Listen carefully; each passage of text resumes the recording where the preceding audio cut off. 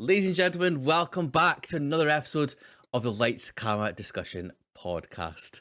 My name is Massey1903, and as always, I'm joined by two co-hosts. I could be hacky and make a reference to Jay and Silent Bob or Loki and Azrael, but instead, I'm going to introduce them with their full military titles. The Clip Commander and Clip Major, Todd and Collie. Guys, how are we doing? Very good, are you? Very good, very good. Yeah, I told you it would be quite a shit intro, but looks like Todd enjoyed that one. Considering you said Loki and Azrael, and it's Loki and Bartleby, but we'll look over that as well. Azrael's there as well somewhere. Anyway, today we are talking about Collie's choice. So, Collie, get us started. Go on. Right, today we're going to be talking about Kevin Smith. So Kevin Patrick Smith is an American filmmaker and actor best known for his films in the View Askew-universe and portrayal of the character Silent Bob. Smith has dabbled in many crossover genres ranging from body horror all the way to romantic comedy. He has indeed. He has indeed. And we'll be covering each and every one of those over 4 parts. It's going to be apart from his NFT one, just to clarify. We're not doing his NFT one. Yes, exactly. Because we have principles. We have some principles. They're not specific, but we have some of them. Exactly. Well, Collie, let's get straight into it. What are we talking about first? So we're going to be talking about Clerks from 1994. Convenience and video store clerks Dante and Randall are sharp-witted, potty-mouthed, and bored out of their minds. So in between needling customers, the counter jockeys play hockey on the roof, visit a funeral home, and deal with their love lives. Good stuff.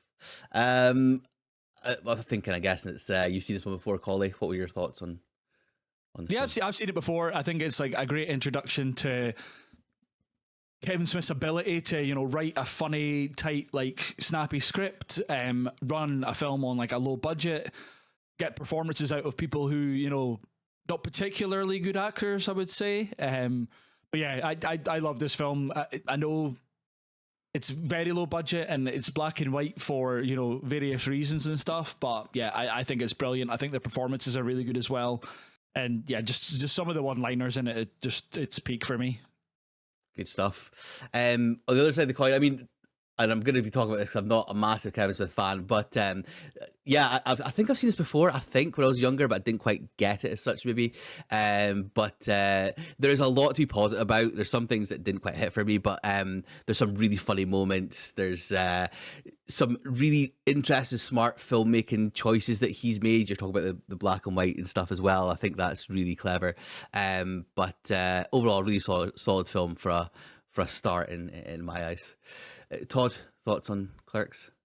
Yeah, so it's a rewatch for me, but like a relatively new film, as in I think I've seen it once, maybe twice before, and it gets better on each watch. And I think the beauty of Clerks is how much better it gets after we've watched so many of Kevin Smith's other films. I think you go back and you can see like the vision and you can see the voice. I love that he's just writing about normal people.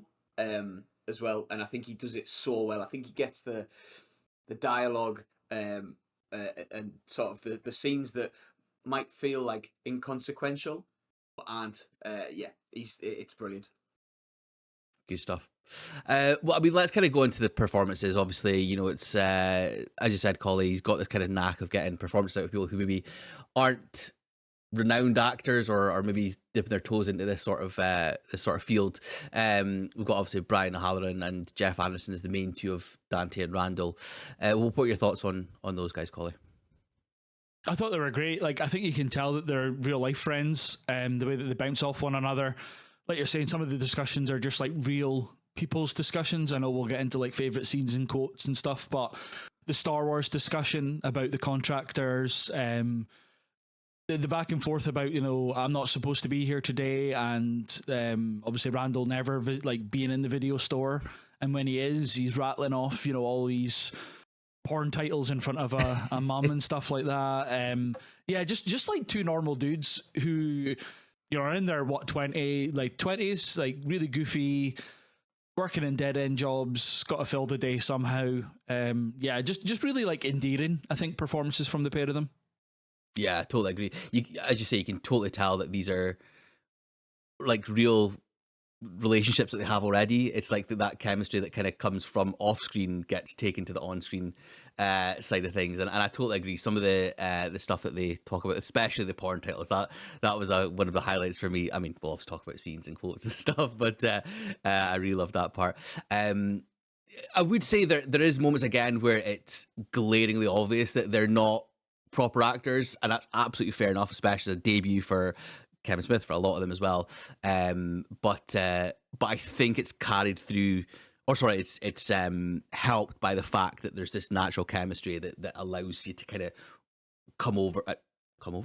overcome that sort of issues that are maybe there. Todd, what were your thoughts on the two of them?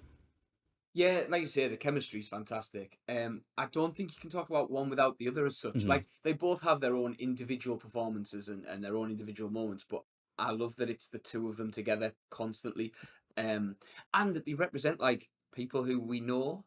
Like, do you know what I mean? As in, you will have that friend who always turns up late and half-asses everything and just doesn't think about it and stuff. But the other, I know what we're saying about them not being proper actors. It's the heartfelt moments and like the actual moments where they've got to give a performance where like it's where Dante's whinging and Randall kind of gives him like the sort of the speech about like fuck you man, like that side of things really works as well. I think they're brilliant together, so good. Yep. I'm glad you rounded that out with like defining when Dante was whinging, because he just whinges for the whole film. Yeah, that's very- I'm glad that you picked a specific scene for it. Yeah, I mean that's the kind of the running thing, isn't it? The whole jaded nature of both of them, really, to be honest, which hits home of people at a certain age. Obviously, there's a incredible supporting cast as well.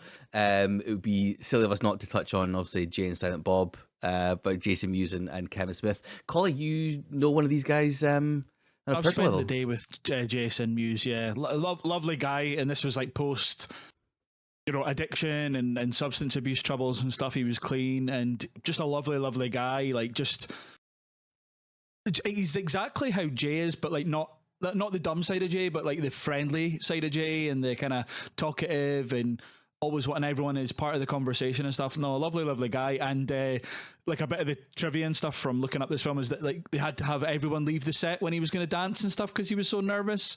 And the result of his nervousness of acting is that Kevin Smith said the line that he did as Silent Bob, because originally he wasn't supposed to say it, was supposed to be Jay.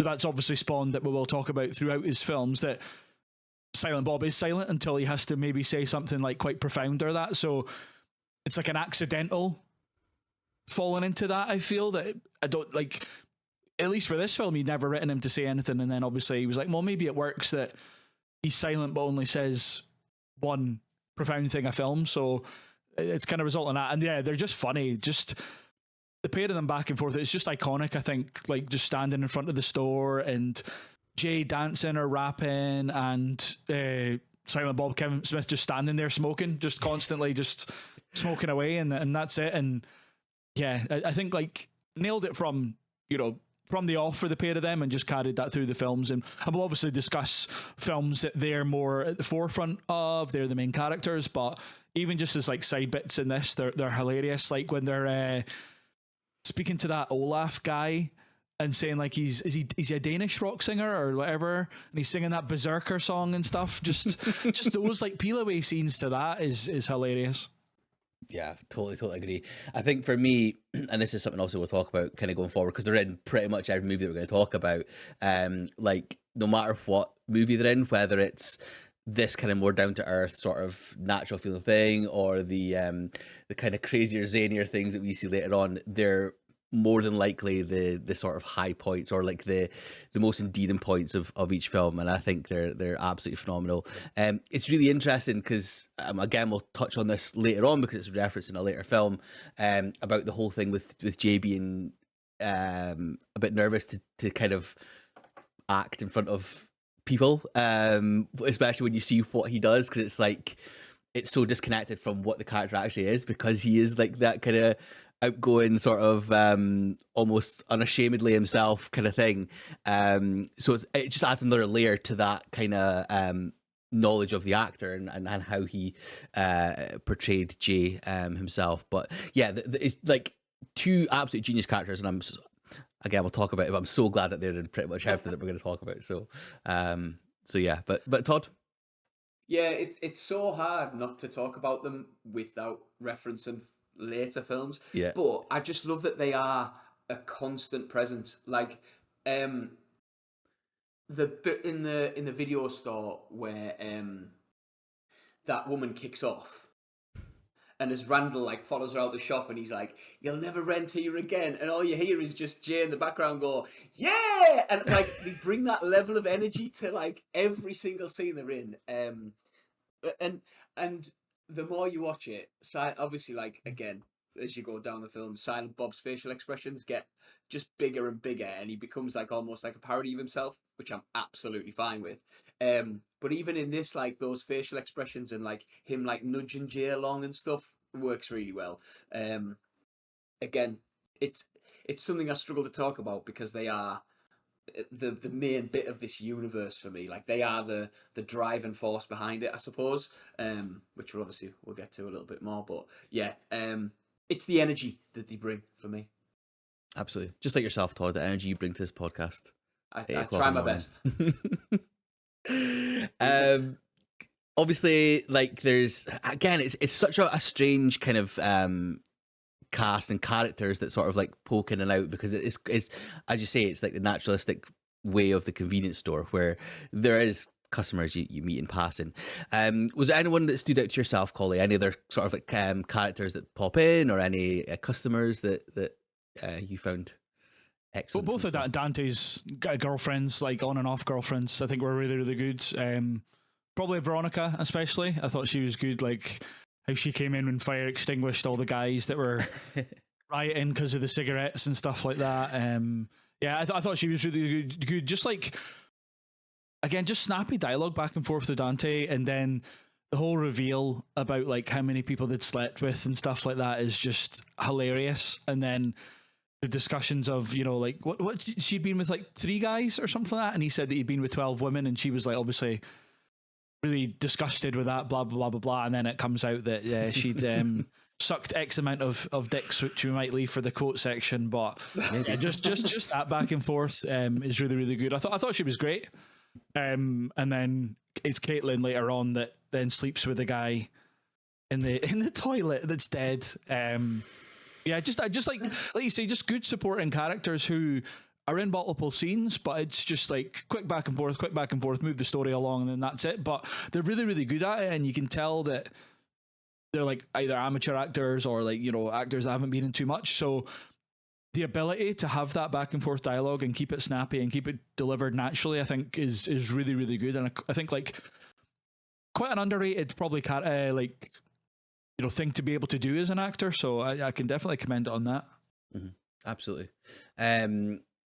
Yeah, I mean, and certainly like we'll kind of get into this as well, but the guy with the lung, the smoking guy, like that was one of the highlights for me, and how that kind of cascades into a whole kind of, as you say, the mob that she then comes in with the fire extinguisher for. I thought like that was really good, and I just thought sorry, on you go. I was just going to say the best bit about that is like obviously they're all like, yeah, like, and then just as soon as he gets kicked out, one guy just comes back to the counter. He's like, "Can I have a packet of cigarettes, please?" It's just, it's such a simple setup, but it's just really, really good.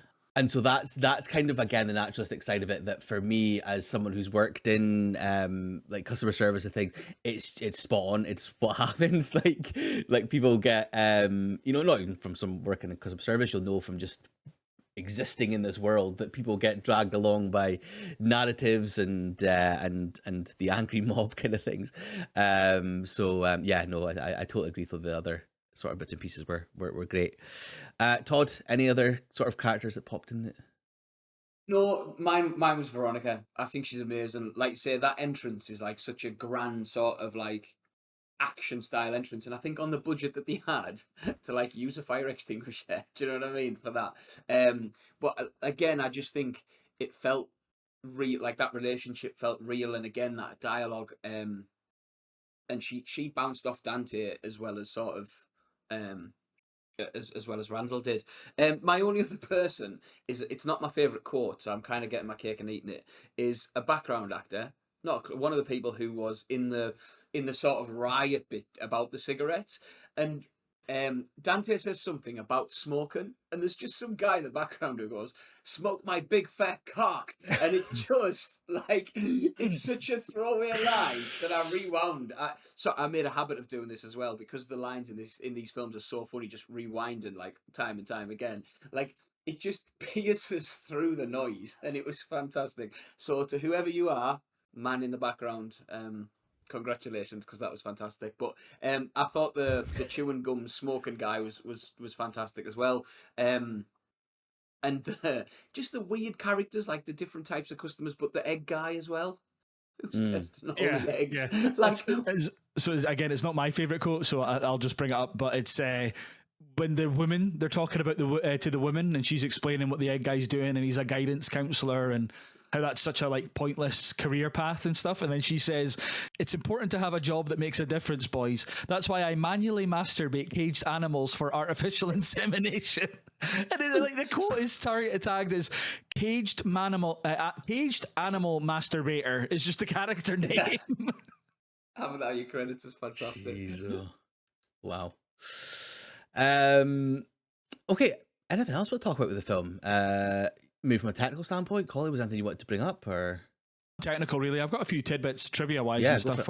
If you want to. So, Massey, I know you like seem to think Kevin Smith's, like bottom rung in terms of like comedy and writing, and like just like lowest common denominator when it comes to funny stuff and that. But did you know that Clerks is loosely based on the Divine Comedy by Dante Alighieri, hence the name of the protagonist, Dante Hicks? Yeah, I did read something There are like that. 9 breaks in the movie to represent the 9 rings of hell. So, next time you think that Kevin Smith just writes rubbish, maybe think about that. That's the level of genius that we're dealing with. I think he's referencing the Divine Comedy in a black and white, low budget film in 1994. I do apologize. Put some respect on his name. I will. Absolutely, Yeah. Absolutely. But definitely, when we get Yoga Hosers, I'll put loads of respect on his name. Yeah, absolutely. That's based on something. And then a Miramax employee was reading the screenplay, like a lower rank employee or whatever. And do you want to guess what like line or quote it was that made them laugh so much that they then took it to the VP of whatever that then got the film funded? Oh, it's got to be a 37 in a row. Yeah. They said that they couldn't stop laughing so much that they had to instantly go to the vice president of production and had him read it over, and then they greenlit the film on the back of that. And one last tidbit is, despite having no violence in the film except for the fight between Dante and Randall, it's originally given an NC-17 rating based solely on the dialogue and all the porn names and stuff like that. Miramax hired an attorney called Alan Dershowitz, who was actually on O.J. Simpson's defense team, to successfully petition to bring it down to an R rating without any cuts. So there we go. I think I'm not going to go into that guy, but I'm pretty sure that's the same guy that is embroiled in some sort of files right now as well. I thought I'd heard that name somewhere. Yeah. So what a lovely guy. Thank you for Clerks, though. Yeah. You've done your bit. Gosh. Okay, well, let's get into our favourite scenes and stuff. So, Collie, what was your favourite scene from the song? I'll go with a different one that I don't think maybe either of you have got, because you can have that. So I'll go with a Randall one. Just bear with me. I need one each of the following tapes. Whisper in the Wind, To Each His Own, Put It Where It Doesn't Belong, My Pipes Need Cleaning, All Tit Fucking Volume 8, I Need Your Cock, Ass Worshipping Rim Jobbers, My Cunt and 8 Shafts, Come Clean, Come Gargling Naked Sluts, Come Buns 3, Coming in a Sock, Come On Eileen, Huge Cocks with Pearly White Cum, Slam It Up My Too Loose Ass, Ass Blasters in Outer Space, Blowjobs by Betsy, Sucking Cock and Cunt, Finger My Ass, Play with My Puss, 3 on a Dildo, Girls Who Crave Cock, Girls Who Crave Cunt, Men Alone 2, The KY Connection, Pink Pussy Lips, and All Holes Filled with Hard Cock. Oh, and what was that name of that other movie? Happy Scrappy, the hero pup. So there you go. That's my favorite quote of the film. And that's our next director we're doing, right? That did all those. Yeah. Fair enough. Todd, follow that up. I don't think I can. So my favourite one isn't the one. So I think we'll maybe finish with it with you, Massey. My favourite quote is when they're playing hockey on the roof, and they lose the ball, and shouts down, "Any balls down there?" And Jay looks up and says, "The biggest pay you've ever seen, Dingleberry."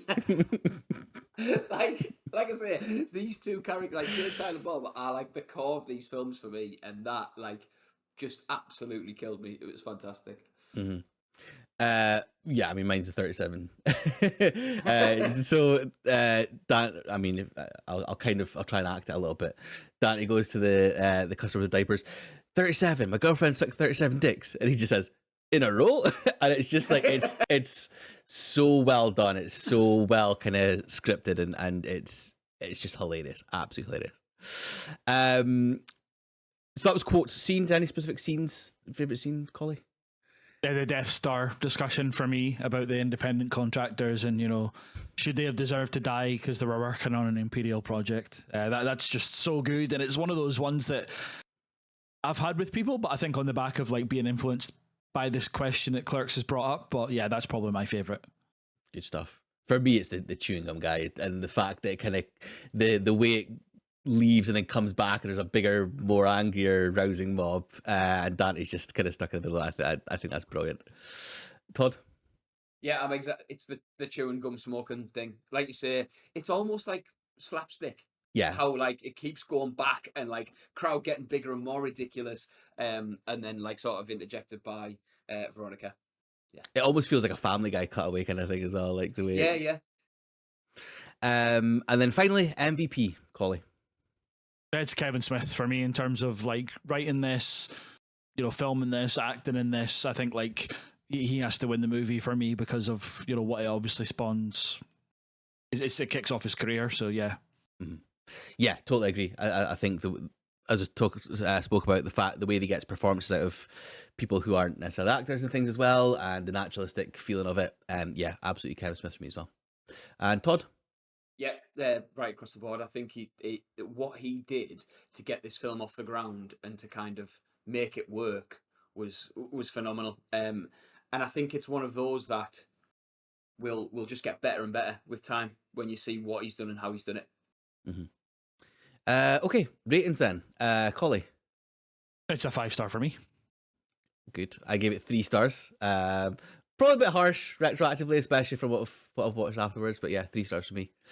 Todd? It's 5-star for me as well. Good stuff. Okay, we are moving on to the next film. So, what is it, Collie? Mallrats from 1995. Both dumped by their girlfriends, two best friends seek refuge in the local mall. Eventually, they decide to try and win back their significant others and take care of their respective nemeses. Oof. All right. First thoughts, Collie? I think it's great. I think it's obviously a step up in terms of budget. The cast that he's got, are almost completely different, I guess. There's not too much of a crossover. I know it's in the shared universe that we're going to be discussing moving forward, but majority of it is new people. It's a new genre. It's not an out and out just black and white comedy, I guess. So I think it's a natural step for Kevin Smith in terms of his directing and his writing, and yeah, I think it's great. A lot of the characters are really funny. There's still that same silly cutaways or meetings of random characters like Ethan Suplee and stuff like that throughout it, and some of the performances from Michael Rooker and that are just outrageous. But yeah, spot on. I think it's a natural, a natural step up, and yeah, one that I really enjoyed. And this was a rewatch for me. So good stuff. First watch for me, and I should say, I said to you guys as well that the only version I could find to watch was the extended version, which apparently isn't as good. It's not as paced as well. Apparently, is what it seemed to say online. And I think it did have its kind of issues, as you say. Some of the performances were just a step to the next level of zany. But yeah, there were some things that I really enjoyed. Again, some things that I wasn't quite kind of stuck on. But there was enough there to enjoy it overall. Certainly for his second film. Todd. Yeah, it feels like, and I know sometimes people use this as kind of like an insult. It feels very much a film of its time. Like it feels like it captures that sort of like mid 90s zany comedy is the zany's definitely the word. Um, it's a rewatch for me, and I love it. I think it again, it's got those wild characters that are sort of ramped up. It is a bit of a step away from Clerks in like terms of realism and sort of that slice of life. But yeah, loved it, and it's another one that I've only watched a couple of times, but we'll watch a lot more in the future. All right, you. Well, there's the kind of the main two sort of in the sort of the way that Dante and Rand were the main two in Clerks is Jeremy London as T.S. Quint and then Jason Lee as Brody. Collie, what were your thoughts on their sort of interactions and relationship? I thought they were both great, especially Jason Lee as Brody. This was like his first film, and obviously we've seen Jason Lee, and we're able to talk about Jason Lee in a lot of these films, so not just in Kevin Smith films, but he's obviously had a very successful career out with it. So I think like it's a good kicking off point for him. He's like kind of the sarcastic, you know, like he's kind of like the Dante of this film in terms of he's a bit funny, he's a bit whingy, but some of the lines and some of the interactions that he has, like when he's shouting about like kids on the escalator, or when he's like, you know, getting his ex-girlfriend in the elevator with like distracting Ben Affleck and stuff like that. I think just as a twosome, like the main two guys just seem to have a lot of fun with the characters, but they're, if anything, they're the most like quote unquote serious characters as well of the story. And then there's these offshoots of just the zany, you know, like I say, the Michael Rooker, the Ethan Suplee stuff, the Jay and Silent Bob stuff as well. But I think like they do carry the film, and they are complementary to one another. I think it's the scene right after they've both been split up with, and I think they're at Brody's house, and they're just discussing how like, oh, I've been broken up with, let's go just to the mall to hang out kind of thing. And then as soon as they get there, he's like complaining, he's slagging off the shop that Ben Affleck manages and stuff. So it's a carryover of, I know what you were saying, Todd, like it's not quite the slice of life of Clerks, but it's a very similar vibe of like, this is two guys who either don't work or work dead end jobs or just like hang out at the mall. This is like probably characters that are based on people that Kevin Smith knew at the time or whatever, or at least thought would be realistic. So yeah, just good back and forth, and Jason Lee especially. I think it's a good early sign of how good he will become. Yep, totally. Todd? Yeah, I'm the same. Like Jeremy London does a class job, and I feel like when I say like that kind of a product of its time, like you've seen his character quite a lot in a lot of different things. He's that sort of like, he's, you know, heartbroken and desperate to win her back, and you can feel that sort of happy ending coming for him. And he does really well with that. But Brody, for me, like you say, the escalator thing, where like they're still carrying on conversations, and he's still turning around and being like, the fucking kid's still on the edge. Like that sort of bitterness is difficult to hit right on screen, I think, and he does it where it's like, it's not over the top, it's not overdone, it doesn't get old. Every time he does it, like it still makes me laugh. But again, I think as well, I think they both put in a good performance in terms of like the serious stuff. Jason Lee's conversation with Stan Lee, where it starts off about like the different sexual organs of superheroes, and then goes into like the kind of the more serious stuff, and like, why do you keep talking about love and all that kind of thing.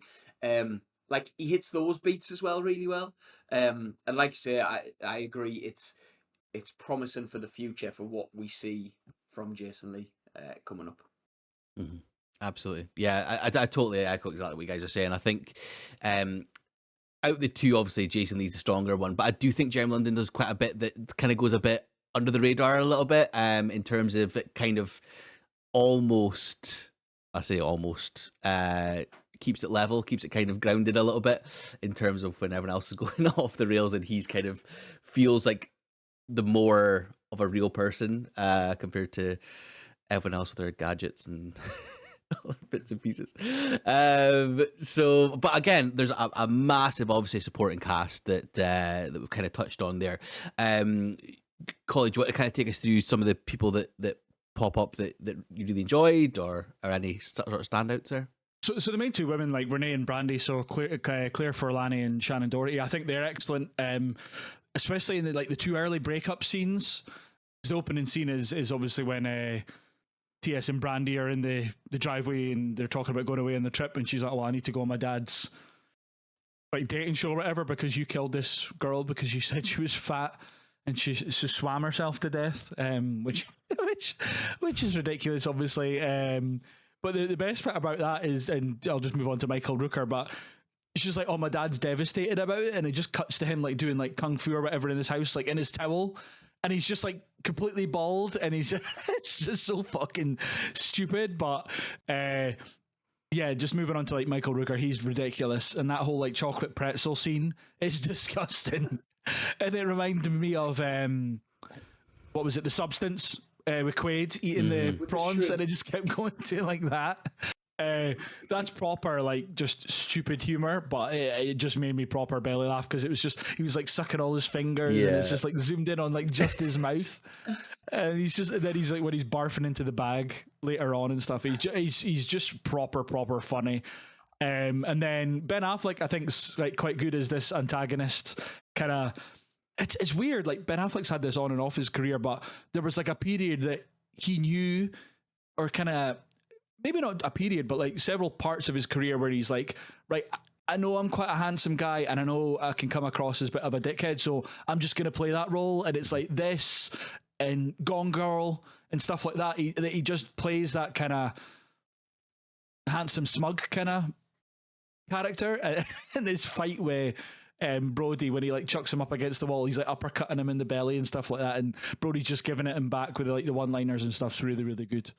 So yeah, they're kind of a lot of the main cast. Ethan Suplee, that fucking the cutaway all the time to the 3D picture with the sailboat. Just me and Percy watched this together last Friday, and every time it cut back to it, I was just proper belly laughing because I knew that it kept doing it, but he hadn't, and he just kept going, oh, for fuck's sake, not in a bad way, but just every time it come back to him, and he couldn't see it, and he couldn't see it. Yeah, Ethan Suplee, obviously, him and Jason Lee go on to do My Name Is Earl together. So I know he's got chemistry with everyone in this, but it was cool to see those guys pre My Name Is Earl have some interaction on screen. Yep, absolutely. For me, Ben Affleck was a standout. I thought his kind of smugness was brilliant, and you're right. It's when he leans into that, because that's him naturally. So, sorry. I'm sorry, Mr. Ben Affleck. It seems like that's what you're naturally.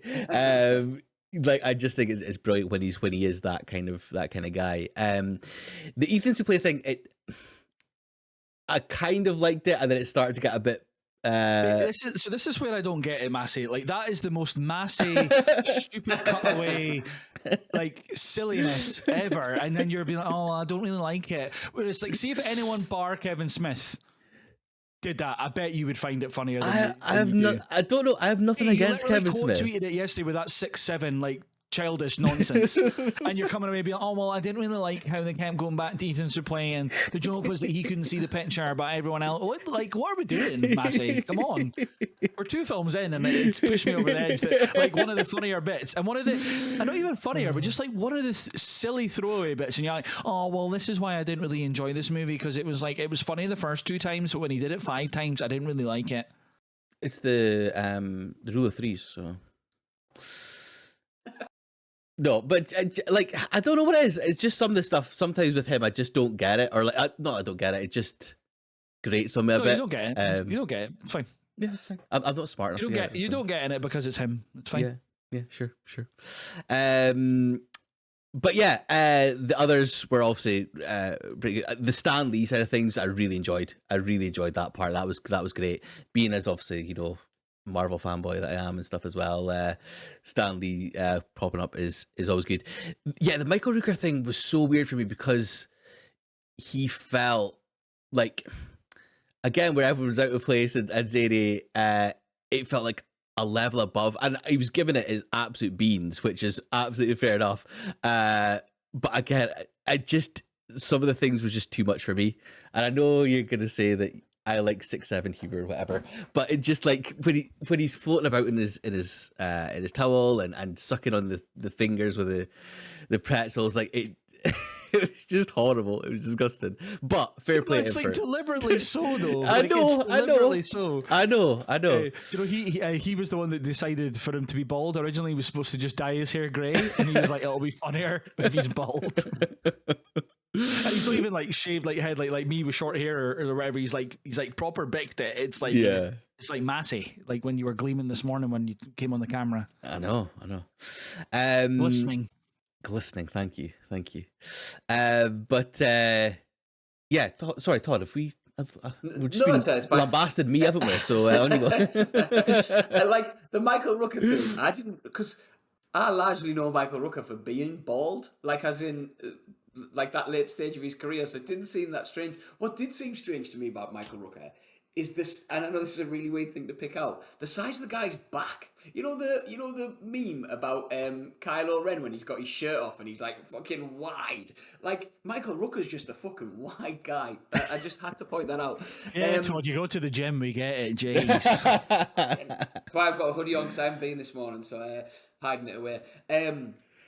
I thought the Stan Lee thing again as well was strange to see, because again, I'm used to seeing him do these cameos in Marvel films where like obviously it's like quite recent, not in the 90s where he's like, you know, he's still relatively young in comparison to what, you know, we've seen him in the Marvel films. Jane Silent Bob, I'll touch on them again. I think the Silent Bob's coat full of like just that Mary Poppins style bag where he's just like pulling shit out and finding like a variety of different things until he finds the grappling gun. Absolutely. And I think because we're in a film where that's not happening all the time, where it's a bit zany, it's a bit daft, but it's not that level, that got me. That, like, him pulling out that blow-up doll and Jay getting excited about it. Like, again, just a little bit, just that, yeah, really killed me. I'm with you on Ben Affleck. I think he's such a smug little prick in this film, and it works really well. The other one was the fortune teller with the third nipple. That scene, like, it's not one of my favourite scenes, but her doing that and then pulling the nipple off and eating it was amazing. Like, again, I think because it comes so far out of left field, it gets me. It gets me every time. Yeah, I'm trying to think of the obviously Brandy and Renee, like those two worked really well, and especially sort of Renee playing like the Ben Affleck off against sort of Brody as such, like in the crowd and all that sort of thing. I thought were excellent. Dante coming back as the third, as suitor number 3. Yeah, but I think he's got the same surname as Dante, so I think it's supposed to be his cousin. Oh, is that how? Right. Okay. Yeah, I think it's supposed to be his cousin, because obviously like they're supposed to have like interconnecting characters and some of the storylines. Like I think, what is it? The girl who Brandy replaces on the studio, the one that died. It's her funeral they attend in Clerks or something like that. Yeah. Right. So it's so I think like even though it's Brian O'Halloran again, he's not playing Dante, he's playing like his cousin or something like that. But I don't know if he's Gil and the other ones. Gil Hickson is a reporter. Dante's the guy. Then what's his name in this one? I can't remember. But yeah, it's like I think there's 3 of them. There must be, or Gil is the one in Mallrats. That's the guy. Oh, is it? Okay. So that And like I just think he does an amazing job of keeping up with these 2 main characters being all confused, being completely lost. And I thought that was really well done. Do you have anything on the Stan Lee cameo, or do you want me to bring up the Marvel stuff to plug? Yeah, go for it. So during his Captain Marvel cameo, he's reading the script for Mallrats when he appears in Captain Marvel. Oh, okay. No reaction to sound. Cool, thanks. You literally just were like... What, me? Yeah. I was reading notes. But yeah, no, I yeah. was specifically telling Oh, you sorry. that. I was Yeah, like, holy shit, so it was. Yeah, you're right, Collie. Yeah, Jesus. fuck off, man. I know you're not enjoying this episode. You didn't enjoy the films, but fucking I pay did enjoy the attention. films. I did enjoy the Pay films. attention. Fair enough. I So- literally went, Massey, did you know this bit of trivia? And then I proceeded to tell you the bit of trivia, and you were reading your notes. Sorry. Okay, take two. I'm not telling you again. I'm leaving all this in. Fuck off. As if you can go back and edit it anyway. Okay, so anyone else you want to touch on? Anything else that want to bring up? I've got a Apart bit of casting what ifs. Yeah. So the studio wanted to replace Jason Mewes with Seth Green to play Jay. But and the studio made Smith take like auditions for the role, but everyone just agreed that Jason Mewes was right for it. Shawnee Smith, Amanda from Saw, came in to audition for a role. According to Kevin Smith, she was very rude and mocked to the screenplay. So yeah. Universal wanted Mike Myers, Adam Sandler, or Chris Farley for the role of Brody, and Ethan Hawke for T.S. Quint. Heather Graham and Jennifer Love Hewitt auditioned for roles in the film. Reese Witherspoon had a meeting with the casting director Kevin Smith and Scott Mosier, but both Smith and Mosier didn't enjoy the meeting and told the casting director not to bother bringing her in for an audition. And lastly, Mark Wahlberg was considered for Brody and Leonardo DiCaprio for TS. Wow. So obviously this is like 94, 95 that they're obviously like- making this. So like DiCaprio is a couple of years separated from What's Eating Gilbert Grape, like Basketball Diaries is around this time. Like he's obviously 4 years before Titanic. So he was in for this. He was in for like Good Will Hunting and all that kind of stuff. So that would have been bizarre to see Leo of all people. Because I watched Once Upon a Time in Hollywood last night and just thinking like 30 years ago, Leo playing this would have just been bizarre. Especially like looking back on it. But yeah, they were just some of the casting what ifs and stuff and who the studio was maybe pushing for. Wow. That's a fair list there. Okay, so well, yeah, let's go into our favorite quotes and stuff there. So, Collie, go for it. What was your favorite quote from this film? I'll go for my Brody one. I think it's the opening of the film actually. One time, my cousin Walter got his cat stuck up his ass. True story. He bought it at our local mall, so the whole fiasco wound up on the news. It was embarrassing for my relatives and all, but next week he did it again. Different cat, same results, complete with another trip to the emergency room. So I run into him a week later in the mall and he's buying another cat, and I say to him, Jesus, Walt, what are you doing? You know you're just going to get this cat stuck up your ass too. Why don't you knock it off? And he said to me, Brody, how the hell am I supposed to get the gerbil out? My cousin was a weird guy.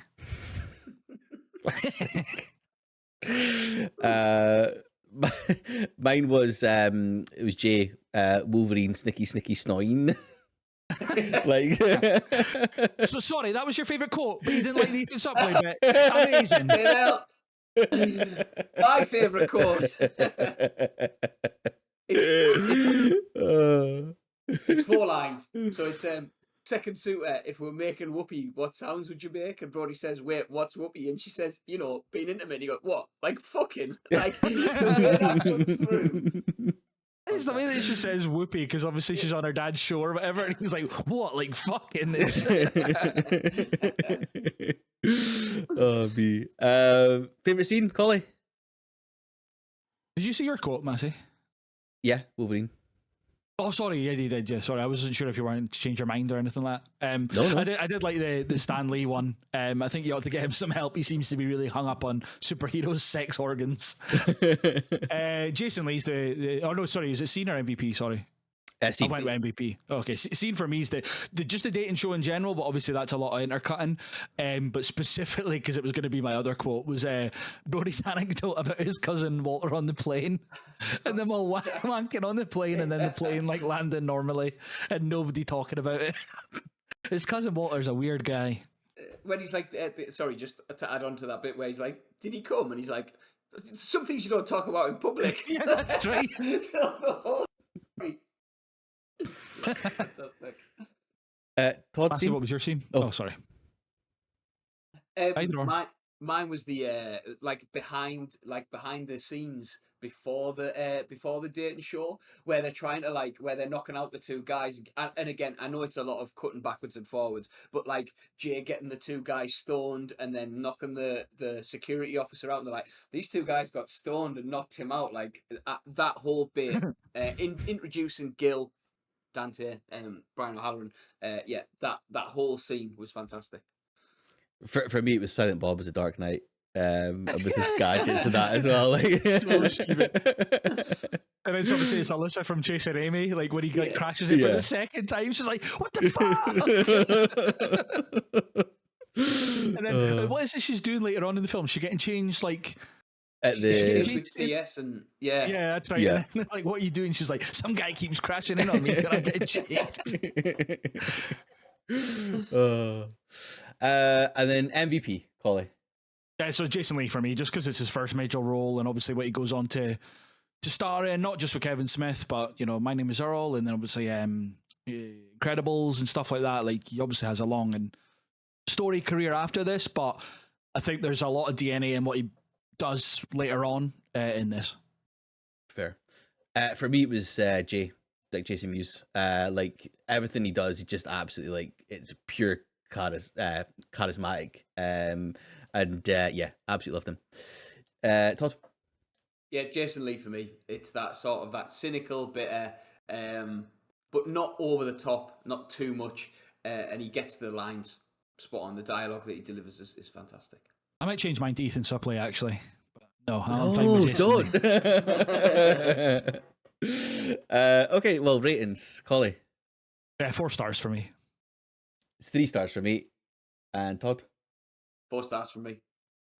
Good stuff. Okay, on to the next one. Collie?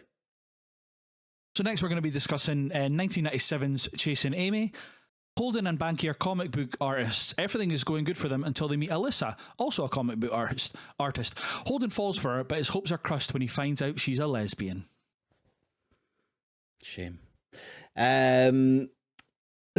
First thoughts, Collie? So it's a rewatch for me, but I only watched it for the first time maybe a couple of years ago. It wasn't a long time ago. And I've kind of got mixed thoughts on it. I do really, really enjoy it, but this is one of those ones that, like, nowadays it wouldn't get made, not just from like offensive jokes or lines or anything, but it's also just like because there's been so much progression towards, what gay is, what bisexual is, what all that kind of stuff is. It would be a lot simpler in like the 2020s than it was in the late 90s. But I think you just have to watch this this is what it was like at the time. Obviously, like, there's some stuff in it that's outrageous and offensive and that, but the premise of the film would be different, or it wouldn't even exist. But you just kind of have to, like I say, you just have to take it as it is. And yeah, I really enjoy it. I think, like, again, Ben Affleck's amazing in it. I think Jason Lee's really good in it. And all the supporting cast, I think, just top to bottom are really, really good. Good stuff. This is the first one that I didn't actively dislike, but I was more like, it's a step in a completely different direction, but also kind of keeping the same sort of things that you kind of had, but try to be a bit more mature. And a lot of it didn't really land for me. It might be because I absolutely despise Kevin Smith. I absolutely hate him. I've never respected anything he's ever done. Could be that. But woke Massey is a woke, mass. exactly. I don't have nostalgia for him as well, so that might be part of it. But yeah, there's some things that are good, definitely. There's some lines that are some of the funniest that we've had in a lot of the Kevin Smith stuff. My favorite we'll obviously talk about, but yeah, there's just some things that didn't quite land for me. It just felt like he was trying a little bit too hard at times, but yeah, again, there was some things that were really good. But yeah, just it's not a high point for me. Todd? Yeah, so I've watched it once before. I rewatched it for this. I have a good time with it. I think the performances are fantastic, and I think that's like the core of it. Like, that's what I really enjoy. Like you say, there's some incredible lines. I get where the sort of the difficulty is as such, but like you say, if you go in with it knowing that, like, it was written with a certain thing in mind and at a certain time, I think it's Yeah, I really enjoy it, and it's one again that I think I enjoyed, and I enjoy more when I kind of pick it to bits. Pick it to bits. Okay, well, obviously, again, the sort of the main relationship is kind of like almost a three, isn't it? With Ben Affleck as Holden, Jason Lee as Banky, and then Joey Lauren Adams as Alyssa. So, Colin, what were your thoughts on their sort of like thruple kind of sort of thing? Yes, I thought Ben Affleck, like, kind of different to his role previously in Mallrats. I think he's quite endearing in this, and obviously he's the main protagonist of the film, and you can kind of understand like why he's upset, because he's obviously fallen really hard for this girl. And Jason Lee is Banky. He's just like, he's just a bit of a dick, and he's like intentionally supposed to be written like that. And Jason Lee plays him really, really well. Like the scene with the three of them near the end when he's proposing the threesome and stuff is just bizarre, but in the best possible way, because like Alyssa's like, don't say it, don't say it, don't say it, and everyone like, she knows what's coming, and the audience probably knows what's going to come anyway. And then Banky's just like, when he's like, maybe I think you're like, you might have feelings for me or whatever. Banky's like, no, I don't, no, I don't. And it's just like the most bizarre, awkward conversation ever. But I think they're really good. Joy Lauren Adams, see, when you get over her voice, which is like ridiculously grating, I feel. I think she puts in a great performance. I think she has, you can see the conflict in her performance between, you know, yes, she is a lesbian and that, but then there's obviously this conflicting feeling which leans towards more the fact that she's like a bisexual rather than an out and out lesbian that she thinks she is, perhaps. So I think she plays that line of uncertainty, insecurity about it really, really well. It kind of, again, 28 years or whatever ago, or however long ago this film is, like, when you watch it with that kind of brain in mind, that I think she plays it really subtly, I think. So a great performance by all three of them. I think they interact with each other really, really well. I think you're absolutely right. The her voice, Joey Lauren Adams, like, I think because it's the first time we watched it and things, I couldn't get past it. Like, I didn't like her at all. Her character as well, I just felt, yeah, I don't know if it is because like there is this thing called bisexual, and sexuality is like it doesn't have to be like you're straight up lesbian, but some of the things that like she did and said for me just didn't quite land. And I don't know if that was because of her, because I just don't like her as an actress, really. And again, it could be the voice, but yeah, that was where I struggled. Certainly, I thought Ben Affleck was really good. I thought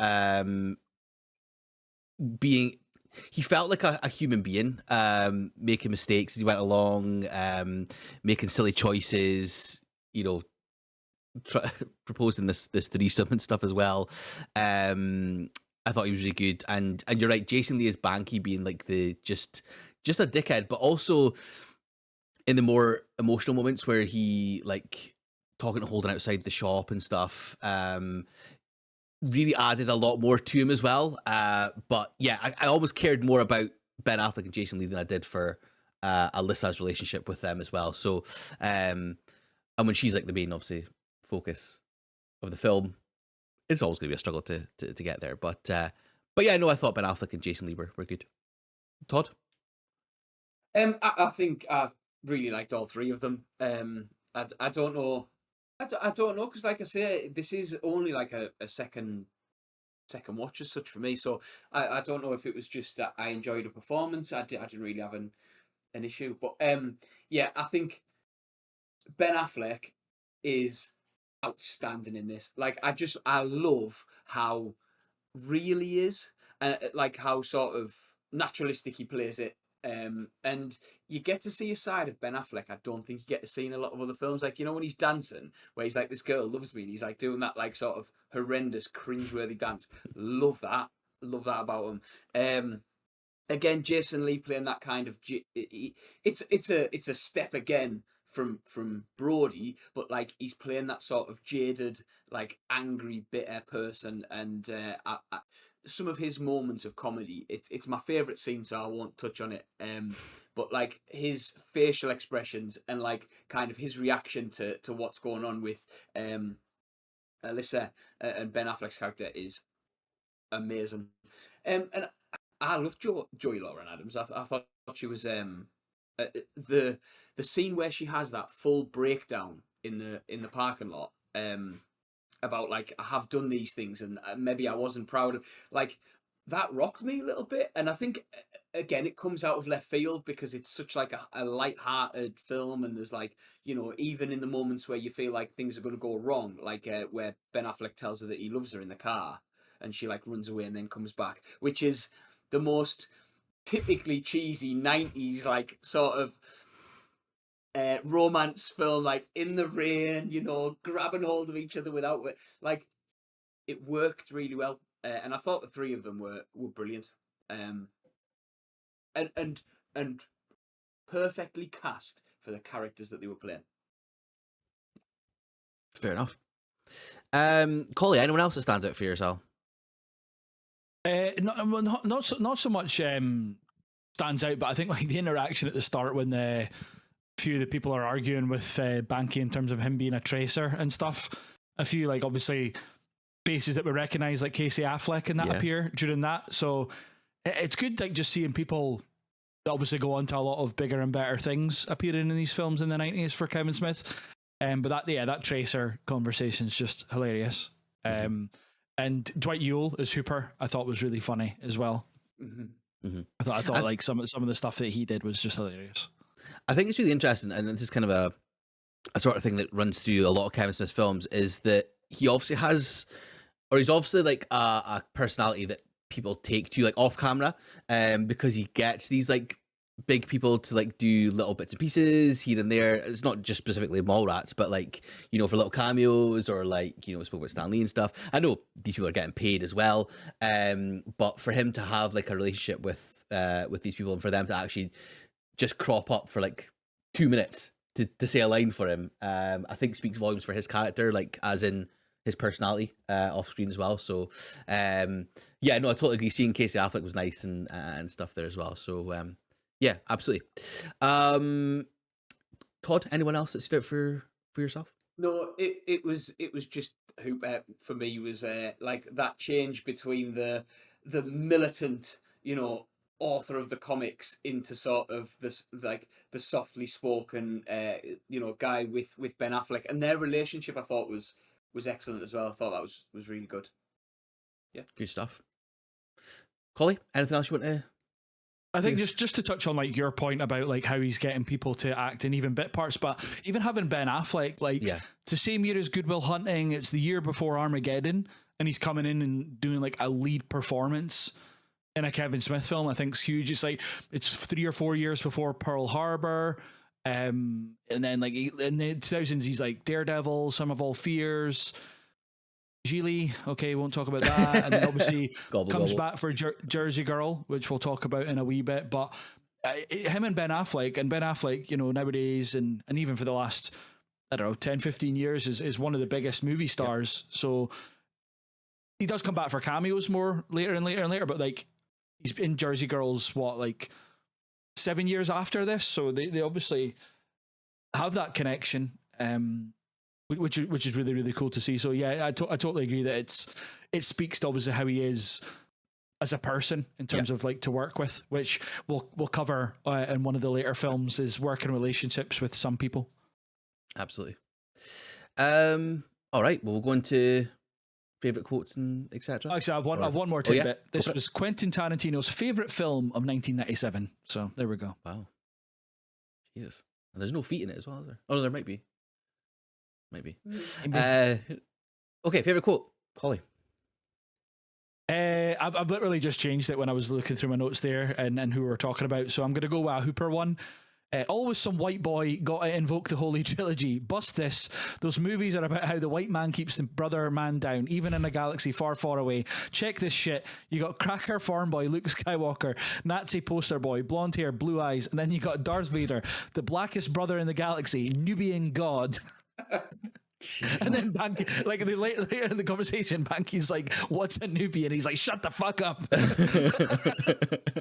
So that whole interaction, I think that's class, and it's just like when he moves on to like what is it? Vader's beautiful black visage is sullied when he pulls off his mask to reveal a feeble, crusty old white man who tried to tell us that deep inside we all wants to be white. And then Maggie's like, "Isn't that true?" And then that's when he shoots him. It's just that interaction's fucking hilarious. Like just the Kevin Smith like script writing of the back and forth is really, really funny. What about yours? Hopefully I've not stolen any there. No. Mine is when Bang gets called Tracer, and when he starts to fight the guy, he says, "I'll trace a chalk line on your dead fucking body." Like, that's just brilliant. Just absolutely class. Todd? Mine's one of the back and forth. So it's Hooper and Banky, and it's so where's your better half? He's taking a piss. The guy's got a bladder like an infant. Hooper says, "That's funny." He says, "You hung like an infant." And Banky says, "Does his mother tell him everything?" And it's just that. But it's like, do you know what I mean? Your mum jokes are old and stuff, but it's just backwards and forwards. Boom, boom, boom. Brilliant. Yep. I do have one just to mention. It's a J one. He's like, "Snoochie Boochies. Who the fuck talks like that? That's fucking baby talk." And then he's like made a whole career out of it. Just very meta. Very. Favorite scene, Collie? I think mine's the same as Todd's. At least it's the karaoke scene. When Alyssa's singing, and just like Banky's reaction and Ben Affleck's reaction when she's obviously pointing and he thinks it's at him, and then Banky's just standing beside him cheating like that when she obviously kisses that other woman. It's funny. Just like so stupid. It's one of those ones that it's so telegraphed, and you've seen it in a million films where it's like someone thinks that they're walking towards them. Like it made me think of Spider-Man when MJ's like waving and Peter thinks it's at him, kind of thing. It just made me think of that. For me, it was the scene when Banky and Holden are talking outside the shop after the. It just felt like it was the first time that Banky was kind of properly true about his feelings, or at least, and wasn't like being loud and obnoxious about it. It was real. Yeah. Todd? Mine was that scene, so I'll go with it. I'll go with a different one, and I hate myself for how long it took me to realise that where they're talking about the different scars that they've got from going down on people, and I'm sat, and obviously it's lit in the same way. It's around a similar table. And it's just a Jaws, like, it's just like a massive Jaws reference. Oh, I didn't even get that, yeah. Like, it took me, like, so second watch, and I'm sat going, where have I seen this before? I feel like I know this. It's an amazing scene anyway. Like, it's brilliant the way that they go on. But it's like, I think it's when one of them gets their leg on the table and, like, pulls the trouser leg up, and they, like, laughing, like, over the top laughing. It's brilliant anyway. It's a fantastic scene. But, like, as a reference, it's not too on the nose, but just bit by bit you start to go, oh, hang on a second, like, really well done. Yeah, during that scene, I think it's just a bit to do with the shared universe. Do you know when Banky's like, "Oh, I can't move my neck like further than that," or whatever? Yeah. I'm sure it's Svenig, isn't it? He says their name. Yeah, so it's Michael Rooker did that to him in the previous film. So I think that was a reference to that. Is that right? Yeah. Yeah. Nice. Yeah, Brandy Svenig, isn't it? I think that's what he says. Yeah. And then MVP, Collie. Kevin Smith for me again. I think it just shows like another string to his bow. I think like in terms of he can write more serious, quote unquote, more serious films. It's a bit more of a developed film than there's not as many like back and forth one-liners or bizarre, masterpiece cutaways like Ethan Suplee and Mallrats and stuff like that. So like it's more of a natural like film, if that makes sense, in terms of it's just a story flowing. So I think it shows a big bit of development for him, for me anyway. For me, it was Ben Affleck. I thought he was great. I thought he was brilliant as Holden. Don't have to go into too much more. Todd? Yeah, Affleck for me. Like I say, it's a side of him that we don't always get to see, where you get the goofy, you get the serious, you get the comedy, and it worked really well. Good stuff. Okay, ratings. I'll go first. 2 stars for me. Collie? 4 stars for me. And Todd? Yeah, 4 stars for me. Good stuff. Okay, well, let's move on to the next one and the final one on this part. So, Collie, what are we going to talk about? We're going to be talking about 1999's Dogma. An abortion clinic worker with a special heritage is called upon to save the existence of humanity from being negated by two renegade angels trying to exploit a loophole and re-enter heaven. Wow. Excellent stuff. Okay. Well, Collie, first thoughts? I love this film. Could easily be, in my top 4 on Letterboxd. I think it's, Kevin Smith's like magnum opus. Just everything that he wants to do in a film, in terms of question religion, but also be really funny. Have a lot of amazing performances. I think it's just everything comes together in this really, really well, and I think it's excellent. I don't know how many times I've watched it, but it's a multiple rewatch for me. Good stuff. Yeah, this is one of the few Kevin Smith films that I'd already seen. And for me, it's unbelievable. Like, it's like from top to bottom. I think what helps it the most is that Kevin Smith has something he wants to say, and that maybe guides it in a way that keeps it kind of in a sort of way. But yeah, I think performances, writing, the questions asks, whether that's theological, whether that's morality, brilliant. And it has some absolutely hilarious bits as well. So yeah, I love this film. I enjoyed it first time I watched it, and this is why I'm glad that you chose Kevin Smith, so I could watch it again, because it's brilliant. Todd? Yeah, it's one that I've watched a number of times, and one that I love. Like you say, it's got so much to it. It's got so many massive actors doing incredible work. But the good thing is, it doesn't lose any of the Kevin Smith about it. Like, do you know what I mean? There's still a Kevin Smith film in there, and I think that's, when you've got such a big budget and big actors, I do think there's still that Kevin Smith about it. Just puts the cherry on the cake for me. Absolutely. Okay, well, as we're talking about, it's a cast. It's a fair cast. Instead of kind of going through each one, do you want to kind of just Colin, do you want to start us off and take us through kind of any standouts and thoughts from the perspective of the cast? Yeah, I think Damon and Affleck as Loki and Bartleby, obviously best friends in real life, so the ability to deliver, back and forth snappy dialogue probably comes quite natural to them. Some of the debates that they have, like in the airport, when it's all about like, what are we going to do and what's the plan going to be, is excellent. The boardroom stuff at Boobies and that, when they shoot it up, is just ridiculously over the top, all the way to the final scene, where obviously there's a bit of a parting of ways, so to speak, in terms of what they're wanting to do. Yeah, I just think both, like, just really charismatic, but the delivery of comedy from them both is really, really good. And it's not the one-liners, and it's not like outwardly funny. It's just funny observations or like throwaway bits and pieces of what they've been through as angels and what they're wanting to do in that. So yeah, just I thought those two were really, really good. Linda Fiorentino as Bethany, I thought was amazing as well. And then when she's being carried through by Alan Rickman and Chris Rock, and then obviously Jay and Silent Bob as well, like that is like a fivesome, is just top tier. Like their interactions are unbelievable. Like Chris Rock is hilarious in this, as is Alan Rickman. Like just proper funny. Like Alan Rickman's entrance in her bedroom, and she's like shooting him with a fire extinguisher and stuff, and yeah, just obviously Alan Rickman as either from Die Hard or from Robin Hood or obviously Harry Potter later on and stuff, but seeing him in like an outwardly like comedic role is just always really fun to look back on. Mm-hmm. Absolutely, and especially someone who kind of came into film acting later on in life as well, and didn't really have maybe the comedy side of things as well. Like the way that he plays it, like deadpan, is just absolutely incredible.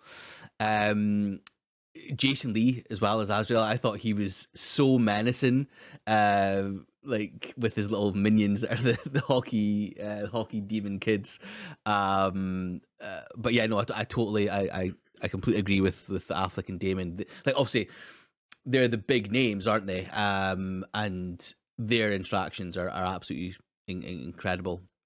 But yeah, it's an incredible cast, and I think Todd, you touched on it, like just doing their best work, and it all works absolutely perfectly.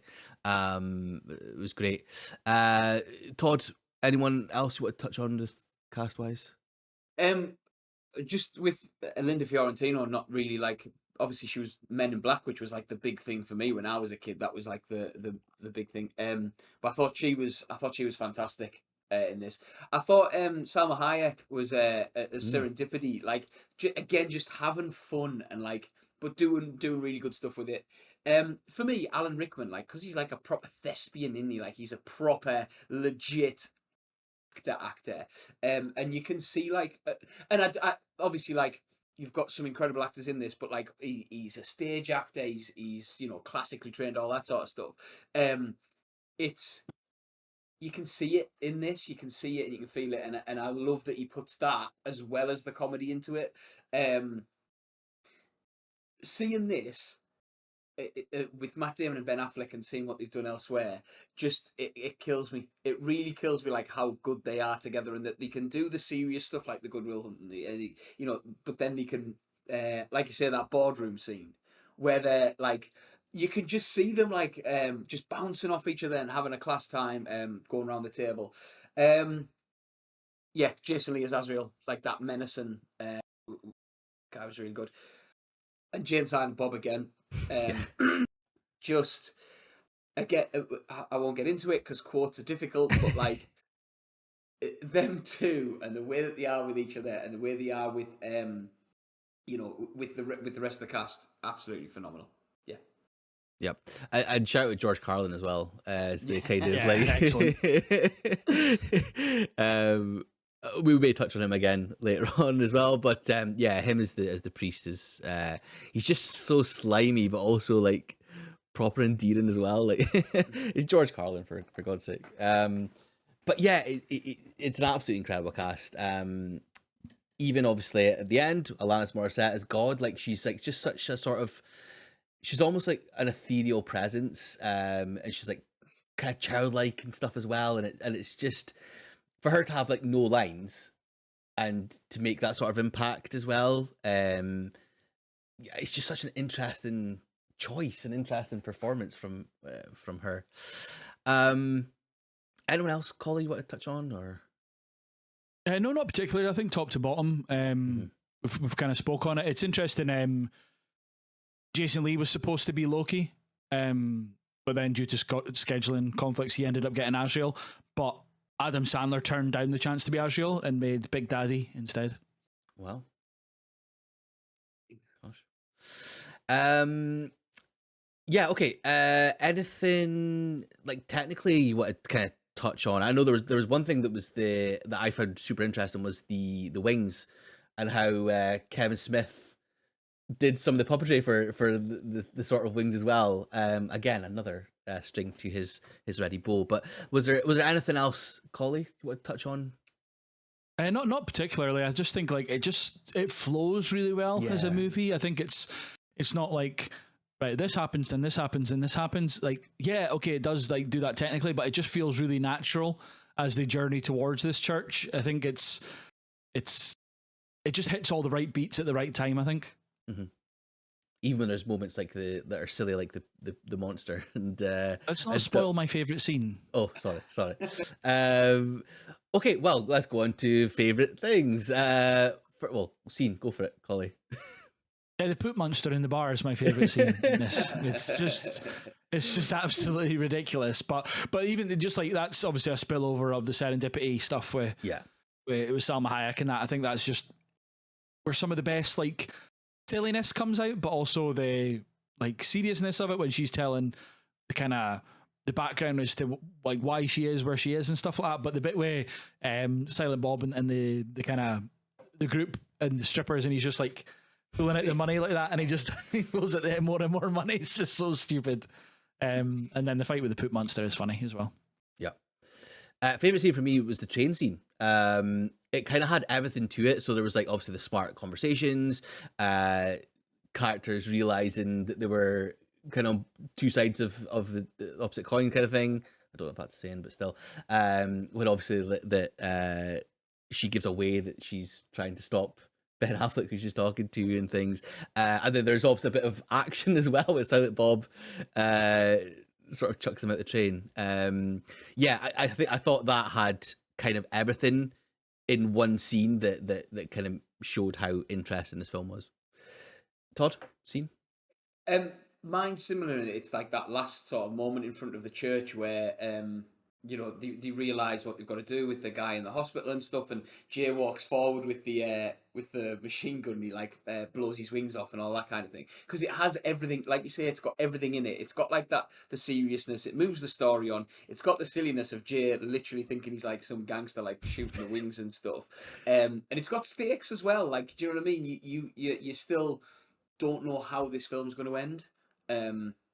Yeah, and it's the perfect climax to the film, that has had action and has had comedy, and yeah, really well.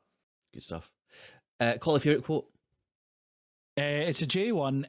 Beautiful, naked, big-titted women just don't fall out the sky, you know. That's probably my favourite quote. Yeah. Mine was the when they're sitting around the fire and Rufus says to Bethany, "You're like the great, great, great, blah, blah, blah, grandniece of Jesus Christ." And then Jay says, "So that'll make Bethany part black." Such smart writing. Todd? Mine, I had one written down, and it was the big naked big-titted women don't fall out of the fucking sky, you know. It just, again, it was a rewind moment that made me like cry laughing. Good stuff. One bonus one for me was when Jay and Rufus are talking, and he's like, "Yo, tell me something about me. You masturbate more than anyone on the planet." "Oh fuck, everyone knows that. Tell me something about..." "Nobody knows. When you do it, you're thinking about guys." And then Silent Bob just stares at me. He's like, "Dude, not all the time." Brilliant. It's just so unashamedly him, isn't it? Yeah. Which is great. And then finally, MVP, Collie. Alan Rickman for me, I think, just in terms of being able to show that comedic but seriousness, that gravitas that you were talking about, Todd, with the thespian nature of it. I think, like, yeah, he's a standout for me. Yeah, same, 100%. Alan Rickman. I put him in my notes as well, but I could have chosen anyone, really. Everyone's great, but I think he's like the surprising part of it as well because of what he brings to it. Todd? I can't. I've Affleck and Damon. I can't choose one of them. They come as a pair and they work really well. Fair enough. Okay, ratings then. Collie? 5-star for me. 5-star for me as well. And Todd? And 5 for me as well. Hells yeah. Good job, Massey. Thank you. All right, well, that is part 1 done and dusted, in the bag. Okay, so again, if you're listening on Spotify, if you're watching on YouTube, please remember to like, subscribe, follow us. Let us know what you think. Are you more on my side, or are you more on these guys' side? You're obviously on mine, I know. But thank you so much for watching, listening, and we'll see you in part 2 of 4. Bye bye. Cheers. See you in a bit.